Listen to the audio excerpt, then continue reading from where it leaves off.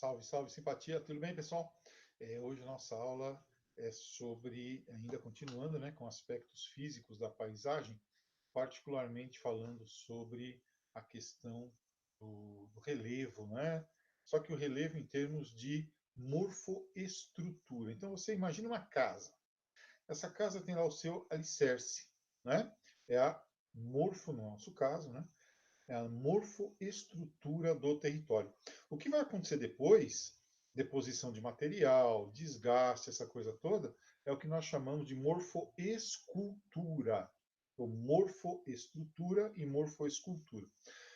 No caso do Brasil, que é o que nos interessa, a nossa morfoestrutura é formada basicamente por duas formas, né, de relevo, tá? Taxonomicamente falando. Então, vamos ver aqui, ó. Uma das formas que nós temos é aqui.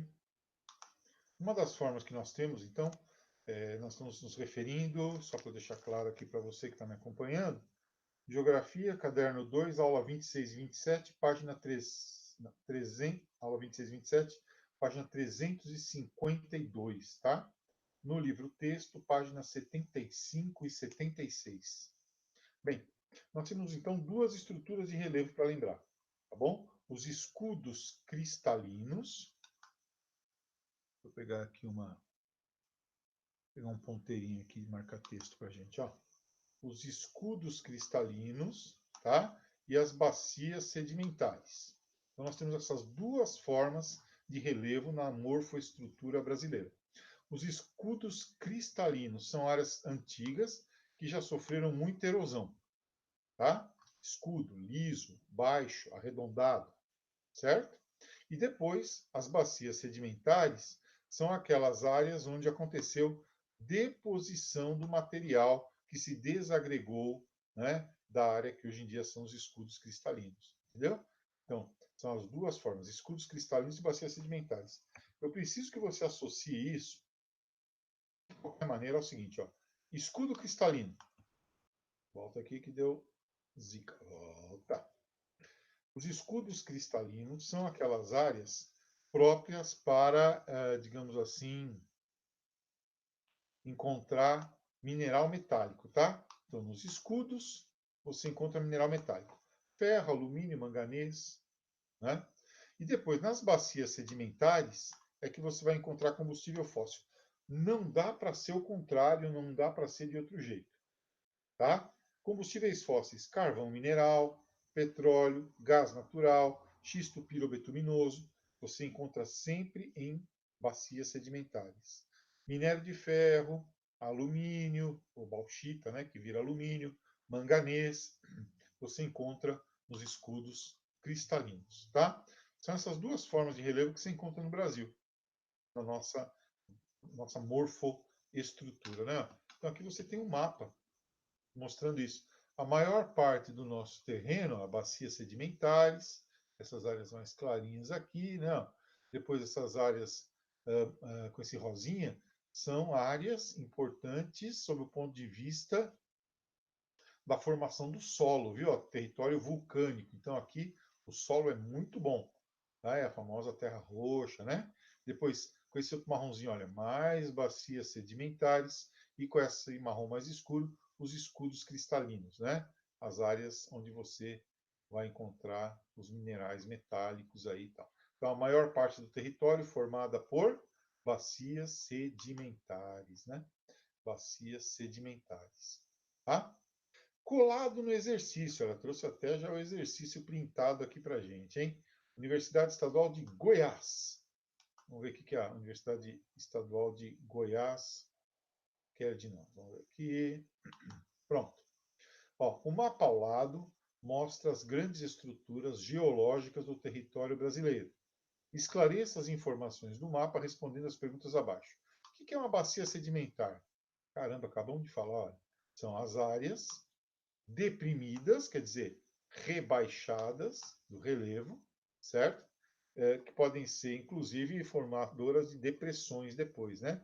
depressões relativas, quando rebaixadas em relação ao relevo circundante, ou depressões absolutas, quando abaixo do nível do mar. Tá? Nessas áreas, naturalmente, até pelo próprio peso a própria ação da gravidade, pelo peso do próprio material, ocorre deposição, acúmulo de material. Então, áreas deprimidas onde ocorre acúmulo de material, elas aparecem aqui com esse número 1, 2, 3, aqui, ó, em algarismos romanos aqui, são essas áreas, tá? Depois, depois ele nos pergunta o que são superfícies cratônicas. Né? Você pode encontrar como superfícies cratônicas ou como crátons. Tá? Então, ao contrário da rocha sedimentar, né? As superfícies cratônicas são aquelas formadas por rochas cristalinas, geralmente de eras geológicas muito antigas. Se você lembrar a coluna geológica, você vai ver lá, vai lembrar que no início nós temos a era pré-cambriana, né? Então, rochas formadas no período pré-cambriano que sofreram um grande desgaste, são as rochas, são as formações cratônicas, são os crátons, tá? Depois, avançando um pouquinho mais, nós vamos para a terceira questão. Olha aqui, ó. As plataformas ou crátons, então são aquelas áreas desgastadas do relevo, crátons, né? Áreas desgastadas, correspondem a terrenos antigos e arrasados pela erosão. Né? A erosão foi rebaixando esses relevos. Tem grande complexidade litológica, quer dizer, na sua formação, em termos de tipo de rocha que as forma, prevalecendo rochas metamórficas, lembra? Aquelas que se modificam a partir da pressão e da temperatura exercidas por outras, a partir de outras rochas. Tá? Também ocorrem rochas intrusivas antigas, são aquelas rochas vulcânicas, né, ou magmáticas, que se solidificaram dentro dos vulcões, né, e resíduos de rochas sedimentares que são formadas pela deposição de outras rochas. Tá? São 3 as áreas de plataforma de crátons no Brasil: as Guianas, a Sul Amazônica e a região do São Francisco. Quem escreveu isso foi o Jurandir Rosa, aquele que fez o novo mapa do relevo do Brasil. Né? As regiões cratônicas das Guianas e Sul Amazônica têm como arcabouço, né, como base geológica, vastas extensões de escudos cristalinos, olha lá, que eu falei, ricos em minérios, né, que atraem empresas nacionais e estrangeiras, Vale do Rio Doce.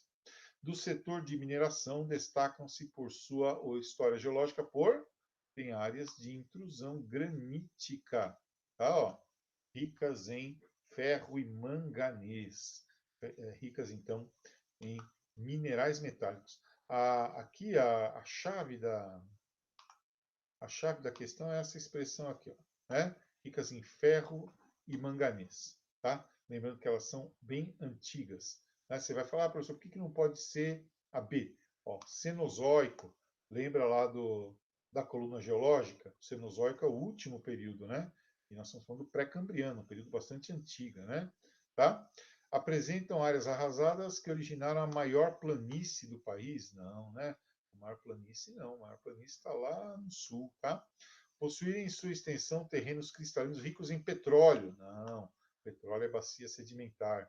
São esculpidas pelo intemperismo físico decorrente da temperatura? Não, intemperismo físico não é decorrente da temperatura, que é intemperismo térmico, né? O físico é aquele provocado por plantas, por raízes de plantas, né? Ou pelo próprio homem. E o químico pela água. O último exercício nos diz o seguinte, ó, nos mapas 1, 2 e 3, ó, 1, 2 e 3, nós temos áreas destacadas em verde. Então, essa daqui, ó, essa enorme, por isso aqui é uma bacia sedimentar gigante, né? É uma bacia sedimentar gigante, tá? Então, se a bacia sedimentar, vai ter mais rocha sedimentar, o que nos leva à alternativa A ou D, né? Bacia sedimentar associada principalmente à rocha sedimentar. Então, nos levou para a alternativa A, nos levou para a alternativa D, tá? A área número 2, ó, são escudos cristalinos, né? Ó, escudos cristalinos. Portanto, rochas cristalinas. E a número 3, como eu falei, solo vulcânico, né? Terra roxa lá, né? A desagregação do basalto forma a terra roxa.